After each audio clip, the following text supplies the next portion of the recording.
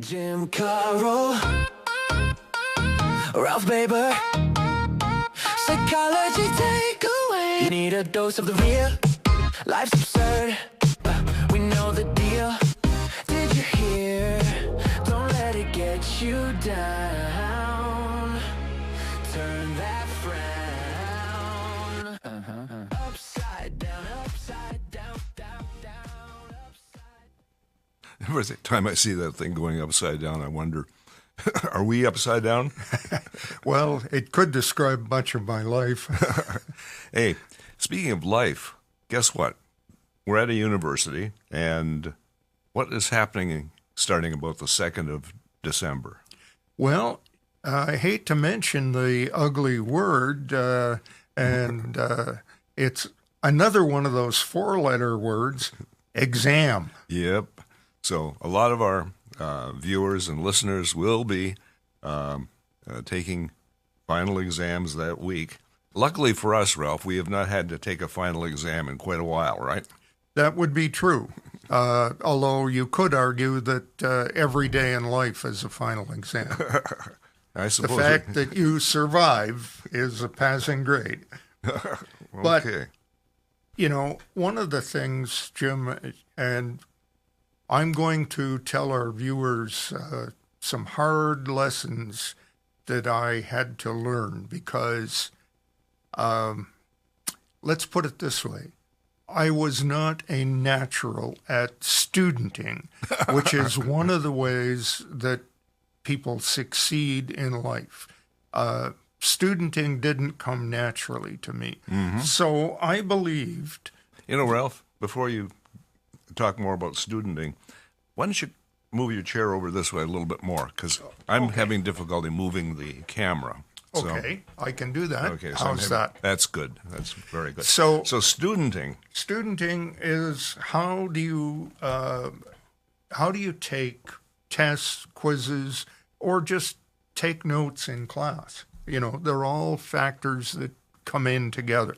So I believed, because it worked for me all the way through high school, cramming the night before is an effective way to study. Okay, and when did that myth get dissolved? Second year. Because I was able to get through first year. On your good looks and on your memory. On my good looks and the fact that I could effectively study the notes that I had the night before. Uh-huh. And that didn't work once you got beyond a certain volume of information that was presented to you very quickly, and you were struggling to take notes fast enough. And then you ever go back and you look at your old notes and say, I wonder what this says. Yeah. So I ended up learning a hard lesson about studenting, that regular reviews, starting, well, let's say ideally about 3 months ago, but even over Thanksgiving break, can be very useful. Yeah. It's called not massed practice, which is the cramming the night before, but spaced practice. Spaced practice, yeah. And you take small amounts and become, I'm going to say expert at them, because that's what the further you go in university, the more expert you have to become. And so that finally, when you're defending your PhD dissertation, you are the one expert in the room that knows more about a thing than anybody else, maybe on the face of the earth. So for 20 minutes, I knew more about short-term visual recognition memory in 5- and 6-year-old children. Now, 10 minutes after I defended my dissertation, I'm sure somebody else knew more about it than I did. But, so as you go through, the materials gets much more complex and much more sort of narrowed down. Yeah, and I mean, there is an old saying that, the whole process of learning things is that you know more and more about less and less till eventually you know everything about nothing, which is in kind of some, like, visual memory. Visual memory, 5 and 6-year-old kids, yeah. And the thing is about that is, okay, you know everything about visual memory in 5-year-olds. And then you say, okay, well, what do I do with this? And the answer is you continue on researching on that topic or related topics, or you teach. And so you help students to get to the point where they know as much as you did, and then they can take it and say, now we need to know more.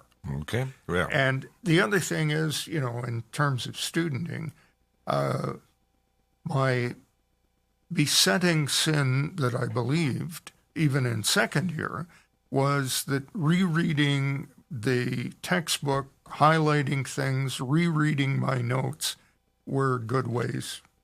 Okay. They were not. Well, it seems to me kind of counterintuitive, because I would think that rereading would be a good thing. Well, the thing is that rereading and highlighting are basically passive, or looking at stuff you've highlighted. Okay. And so you're much better off taking a section, a chapter, a unit in your textbook and writing out instead a short version of your notes or your text. Mm-hmm. So Okay. take, 7 pages and reduce them to 3 paragraphs. Mm-hmm. And get the important points only. Okay. Yeah, good point. Another way that you can do this is, without writing, is to just say, okay, I've got a term here in my book that's highlighted, so that's probably important. And it says it's intrinsic motivation. So if I can say, well, what is intrinsic motivation? Motivation is self-directed, and it's something that I do for pleasure or for no particular gain. Right. Okay. What's extrinsic motivation? Motivation that is done for some kind of reward, like studying will help me pass the test. So, Yeah. Okay, so I know those two terms. So when they come up, they show up in the exam, I know that I know them. Right. And that's also an important thing, and that is know what you know and know what you don't. So if you know the first 7 chapters in a 14-chapter textbook down cold, you've got them. You can say any term out of those 7 chapters, and you have a definition and an application. Don't study them. Study the other 7 chapters. Know what you know and know what you don't know. Yep. And also, you can use that approach when you're taking an exam. If you're going through and you see something and you say, okay, that was in chapter 10 and I don't know it. Well, don't labor over it. Do the questions that you do know the answers to. Right. And one of the things that happens in doing those questions you do know the answer to is sometimes there's an aha moment. You look at a question and you say, yeah, that question relates back to the question I skipped, and it means that the answer to that question that I skipped is blah, blah, blah. Right. And that happens regularly. A number of years ago, we talked to Hajime Otani. He's the chairman of the psychology department at CMU. And we were talking about something called hypermnesia. That is, remembering things when you, instead of forgetting things, being more active at remembering things that you previously learned and forgotten, or maybe haven't learned at all. And that's what he said, that sometimes something that you haven't learned or haven't learned well will, in fact, give you that aha kind of moment. Right. Now, the other thing that I believed, and I learned better later on in my study of psychology, but I believed in first year that only smart students do well on exams. Uh-huh. Okay. Wrong, Kimosabe. Yeah. Yeah. Students who know how to student do better on exams than smart students who have Don't know how to student. have waited until the night before to study. But the other thing is that if you're a smart student, you tend to believe that intelligence is fixed. You're only so smart. You can get to be a smart student, and that's as far as you can go. Okay. The truth is that the more you know, the smarter you get. Yep. And so you think to yourself, well, why should I spend 5 hours every evening studying because I'm a smart student? No, you will get smarter if you spend 3, 4, 5 hours through the day studying. Okay. Well, you might not get smarter, Ralph, but you might achieve more. How's that? Well, yeah, and that's generally how we measure smartness, Okay. is achievement. Yeah. And, like here at the university, we're surrounded by people with their PhDs. And, are they smarter than the average bear? Maybe a little bit. But the thing that really makes a PhD is persistence. These are people who show up and sit in the front row, take notes, and hang in there. Yeah, and there's a lot to be said for persistence because, I don't care whether it's getting a PhD or getting a law degree or getting any kind of credential or learning how to code if you're working in computers. Somebody might say, oh, you know how to code in X, but we always use Y. And then you say to yourself, oh, I've got another steep hill to climb. But you know what? The people who are persistent do. Yeah. It's been said that it takes 10,000 hours to get good at something. Yeah. So if I want to be a good drummer in a rock and roll band, I have to play the drums a lot. A lot. And hey, you go out and shoot at a firing range, right? Right. If you want to get good at it, what do you have to do? Do a lot of shooting. Yeah. So 10,000 hours sounds like a long time, and I have not done the math to see how many hours we might spend in a typical PhD program. But by the time you get out of a PhD program, you put in a lot of time.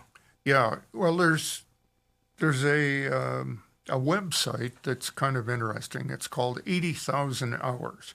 80,000. 80,000 Okay. hours. And what that's attributed to is if you work a 40-hour week or a 35-hour week, which is a little more normal, a working lifetime is about 80,000 hours. Right, about 2,000 hours a year, right? A year, Yeah. yeah. Okay.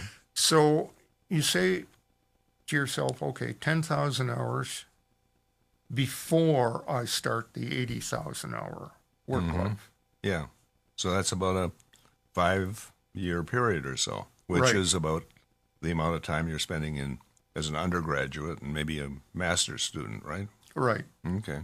So, and then another roughly, 2,000 hours as a doctoral student. Yeah, I guess that would be right. No, probably more than that. Yeah, Yeah, probably 6,000 hours. 3 years. 3 years. 4 years, maybe. Yeah. So, and the thing is, you say to yourself, well, wait a minute, I can't spend 6,000 hours unpaid, working as a student. How am I going to do that? I'm going to end up with a student loan that's so huge I'll never pay it off. Well, one of the things about getting into most doctoral programs is they have research fellowships and teaching fellowships and somebody might get both, and so they say, okay, I teach 6 hours a week or 3 hours a week, and I do research for the other, Uh-huh. yeah, the other 3 days. And so you end up saying, okay, I'm getting enough to live on. It's not a great living, but I have food and gas for my vehicle and maybe occasionally a beer, and I can do that. Yeah, you can. And then you... A little short-term pain for long-term gain. Yeah, and then you finish and you say, okay, well, now I've got my doctorate. Now I'm doomed to be a researcher or a professor. Or you say, it's really good because now I can show people who are students what I know. Mm-hmm. Mm-hmm.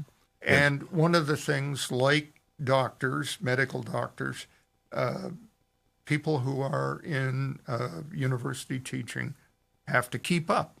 Uh-huh. So you say to yourself, well, yeah, I know everything there is to know about short-term memory, visual memory in 5-year-olds. Well, that was last year.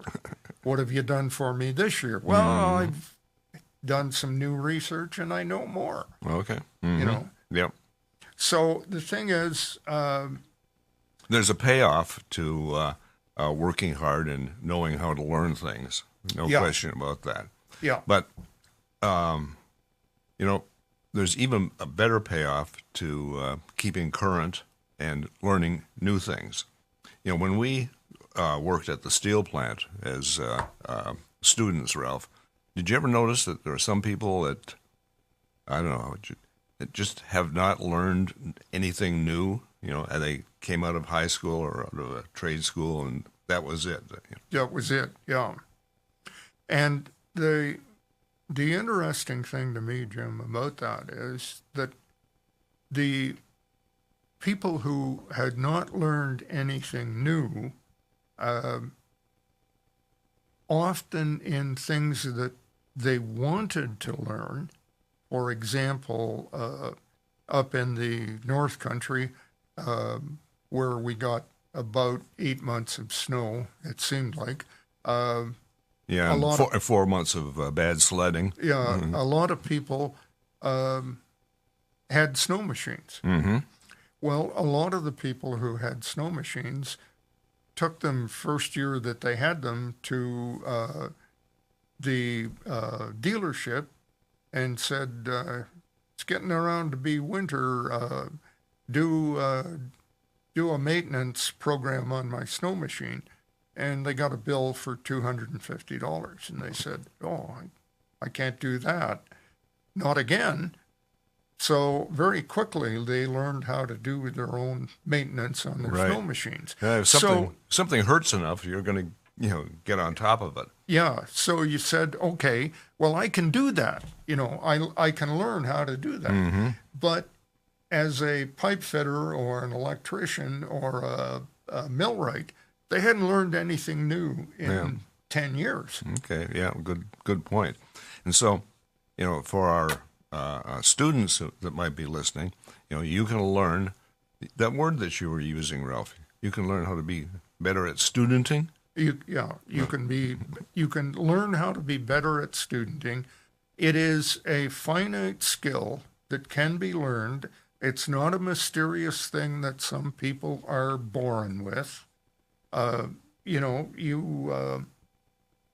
You can learn, for example, some of the little strategies. Like if you make a first answer and it nags at you, you choose A, and you end up, 5 answers later saying, I don't know if A is the right one. Yeah, I don't know. And the conventional wisdom says, don't change it. Don't change it. That's wrong, isn't it? It is. Mm-hmm. The right answer is go back, look at them again, reread them carefully, and say, no, is the right answer here really C? Yeah. There's been some research done, and people who make the changes tend to change from a wrong answer to a right answer. And again, that's Tani's hypermnesia, I think, kicking in. Yeah. So with exams coming up, if your exam is tomorrow don't take our advice and say, "Oh, Carol and Baber said I'm hopelessly doomed." Go ahead, do the studying, cram for it, and then learn from the pain of that next year or next semester to start a little bit earlier, like 3 months, so right? And the question is, when is the best time to start studying for final exams? The answer is day one of the semester.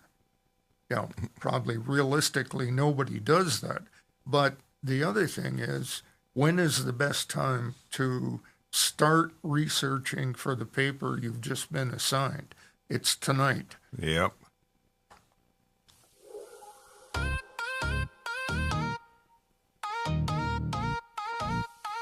Well, we wish everybody good luck on their upcoming exams. We hope you all succeed, and we hope that if you succeed at the B- level, that you learn more about studenting, and next time around, the A+ is in your grasp. Yep. So until next time, keep your stick on the ice. Because we're all in this Together.